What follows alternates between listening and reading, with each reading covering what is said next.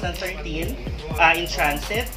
So yun, nag-shoot kami sa Israel and she won almost all the parang award giving bodies for Best Supporting Actress. Ako rin ang award niya. Ay! Sige, isa pa nag-present. Ako naman wala ako doon. So, Tuloy na halo. si Nanay, where's Miss Upeng? Okay, Miss Upeng is playing Donya. Siyempre alam niyo naman yung ano namin, struggle namin sa paghahanap kay Donya. Siya rin. So, and so we're joined by my CULION'S Ensemble. Wow!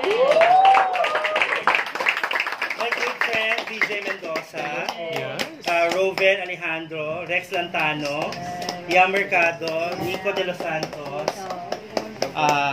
sino ba nandito? Siyempre, si Mama Erlinda, di ba?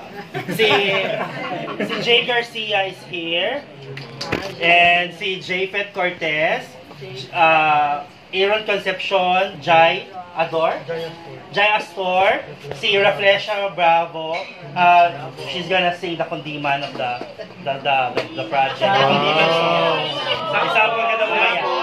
Denise Naive, Ruth Alferez, si Jaclab Falsis, and of course si Mr. Linda Villalobos, Best Actress ng Cinema 1 for the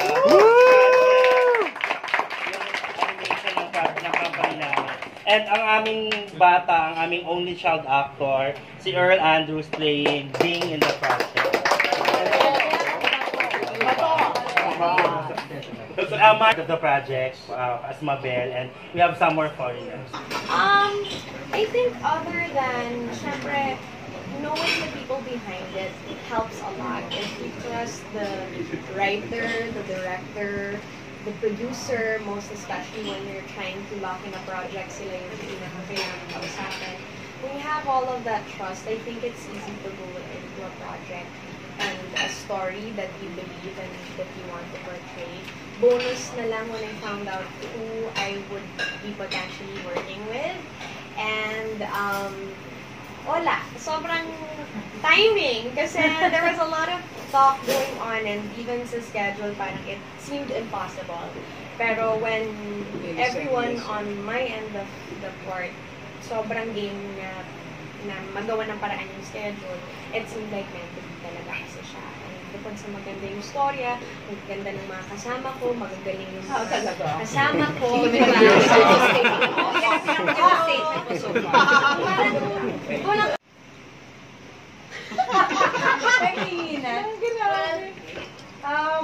So in general, of course, we expect to create awareness about CULION and what happened there sa TCCs. We would like to create conversations about it and, you know, to share the story behind that, part of the Philippines that even I didn't know before this project. So I'm actually very honored to be telling this story with everyone. Of course, it's a very necessary, it's a story that needs to be told.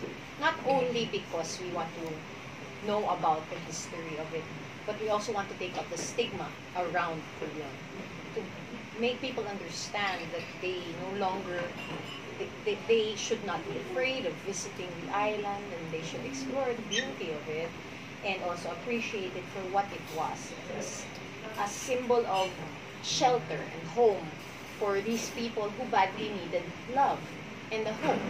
So it's also a story of hope for the community. So it's really beautifully written by Ricky D. So I believe we are all one in saying that we are truly honored to be working on this project. We're very blessed that we can talk to our directors, our producers, our writer. We can collaborate with them. If we have questions, they're there for, you know, any advice na kailangan namin gawin. This is the first time that we are all together. So this is the first time that we meet our co-actors and our people now. We will be spending our home for the next 2 weeks in July. So I think it's a collaborative work between everyone and also the chemistry between all of us na parang tutulong din sa pag-prepare din sa role. A lot about knowing the history itself and And Buti then, na lang may libro. oo, nga. meron silang binigay sa amin na parang Mas makapal sa full yung script eh. Bible na. Parang guide. So, pwede namin magamit prepare. And then, I think when you integrate it with the way they would like to tell the story, everyone will kind of have a reflex towards their character, knowing the background of it. Bukod sa story na gusto namin kwento.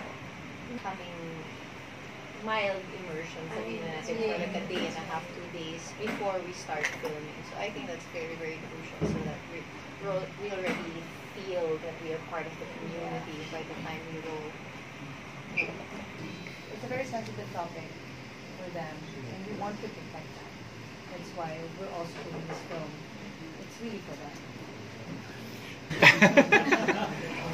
Ang hirap eh. Kasi paano nga ba? Parang, I think the very first thing that we need to show is that we are coming from a place of love.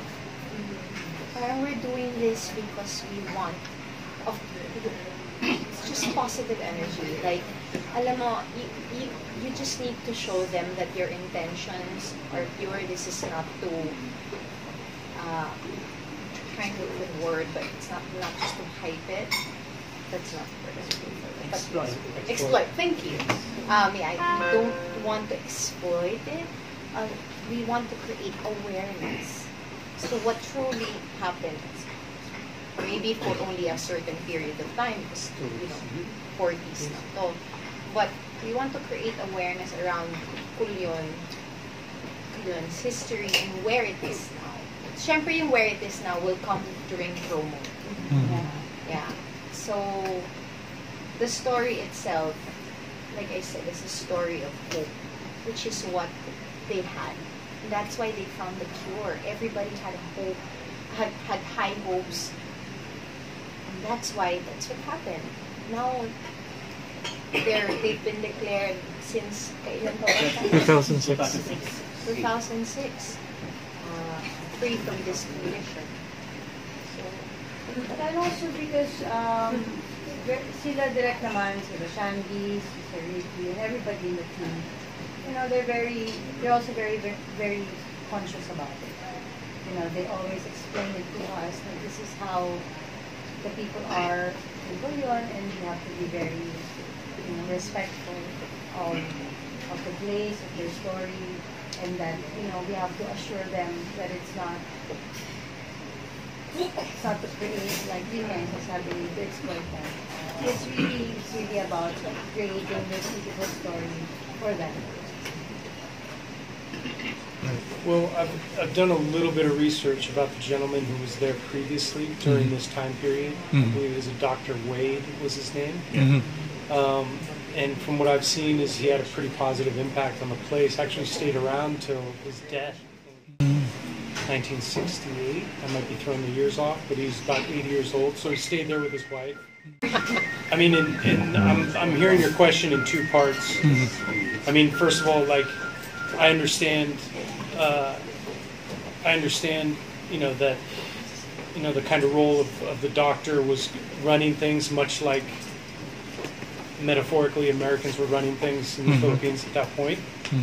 Also in terms of dictating what I'm going to do, I mean, I'd be happy to listen to the guy, but I also answer to my director, my producers. So there will probably be a discussion with them to understand what exactly the project is. But having read the script and knowing where we're going with it, I think the position isn't fully focused due to the fact that we're also touching a little bit of entertainment here. It's not fully focused on the director or God. It's more of his disciples at that point.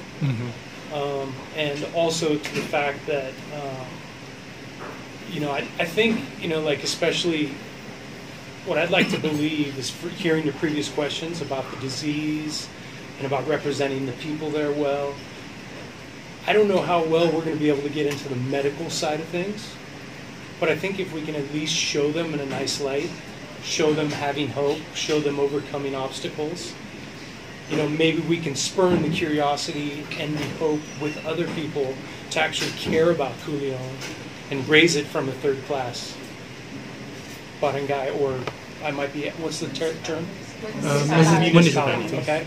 So I don't know, I'll admit I don't know anything about the Hansen's condition or leprosy. I can't medically clarify things with you right now, but it can definitely show that the people there overcame a lot of things, because we can also remember that the time period we're hitting, leprosy wasn't the only thing going on.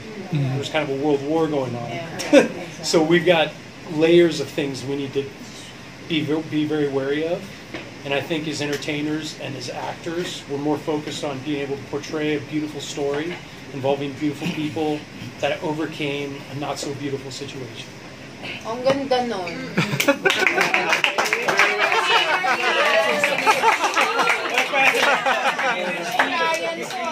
Ryan, you're my favorite now. You came prepared. I'm sorry. You'll be a good medical chief. Thank you. Magiging sagot ko doon, ang una ko sila magiging sagot, dapat ang dami natin, tapos yung buo talagang production, talaga dadalhin sa Culion. And this is going to be fun, I think. Mababago talaga yung mababago talaga yung tingin ng mga tagalabas talaga doon sa mismong Culion, dahil lamang talaga sa may gagawa dito ng pelikula. Ikalawa, sa isang mas theoretical na pagsagot dun sa tanong na yun, nag-uusap kami Dr. Punanan tungkol dito. Halos lahat kasi ng pelikula na ginawa before us dun sa Culion, nasa documentary na genre. At kung genre talaga ng documentary yung gagawin mo talaga sa nangyari sa Culion, ang focus talaga nila ay yung sakit. Kaya talagang mas lalong na napapalala yung stigma. Kaya nasabi ko kay Dr. Punanan, siguro kapag binago mo, nandito yung power ng cinema. Cinema as focusing on the human element, on the human story. First time ito yata makakagawa ng isang feature-length film telling the story of the people of Culion, not the disease, but the people of Culion. Siguro pag yun ang ikwento, mawawala talaga yung stigma.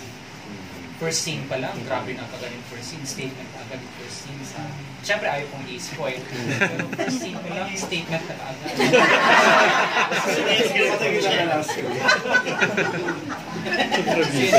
Kasi hindi pa na nag-isip yung human element.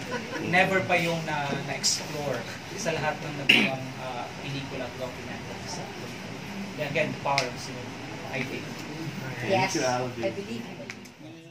Parang marikina yung feel, may old town feel. So, ibig sabihin, yung mga location na gagawin namin, nakapunta naman kayo doon, kadakot-takot na chroma ang gagawin. We really have to digitally recreate Culion in the 1940s. And for me as director, ang pinakakaba ay, I have to make them act in full costume, in different languages, in a location full of chroma.